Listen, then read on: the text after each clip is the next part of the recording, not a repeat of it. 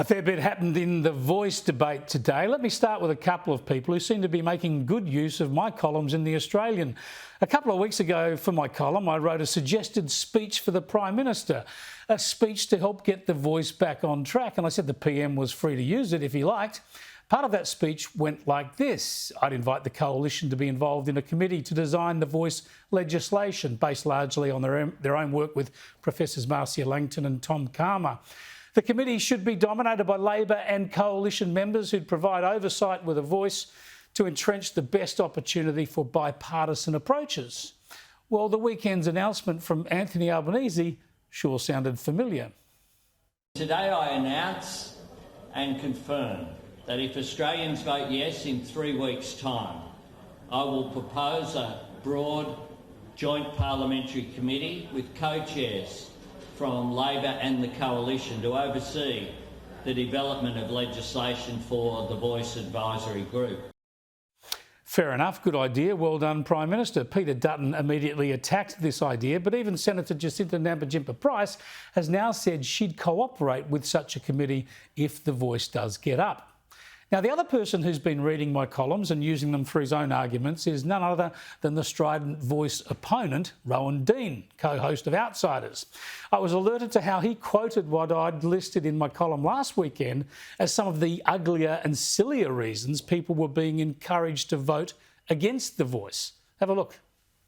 Chris kindly gave many reasons, which I'll read out why to vote no. I know, surprising because he's a yes advocate. But as he says in his article, the no advocates now argue that if you do not like welcomes to country, you should vote no to a Voice. I agree wholeheartedly. I've been saying that all along. Equally, says Chris, if you think a lot, in his article, if you think a lot of money is wasted on Indigenous programs, vote no. Indeed, that's a compelling argument. Yes, if you think we hear too much about Indigenous culture and history, having it rammed down our throats every time we touch down on an airplane or anyone else, vote no, absolutely. And if you oppose treaties, vote no.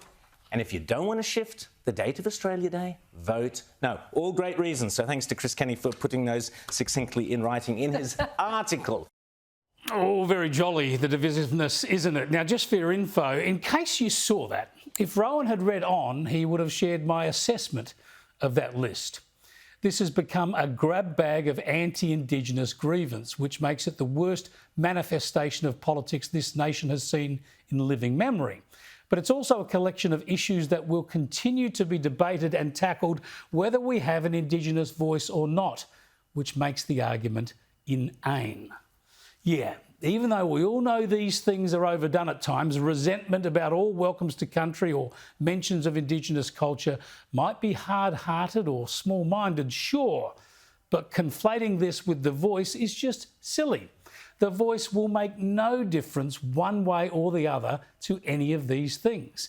They'll continue. They'll be mocked by some, embraced by others. They'll be debated or derided for the foreseeable future, regardless of the Voice referendum. The only thing we're voting on is a voice. It is not about treaties. It's not about welcomes to country. It's not about Australia Day. And it's not, as the magazine Rowan Edits portrayed it in such a non-divisive way, about a blank cheque for Aborigines. The no camp wants to talk about everything except the Voice. Why? Well, because they promised to legislate a voice themselves. So they actually like the basic idea of a voice. They think it's necessary. They don't think it's divisive. They just don't want it mandated by the Constitution. Lots of division, lots of confected political division, all for a partisan campaign.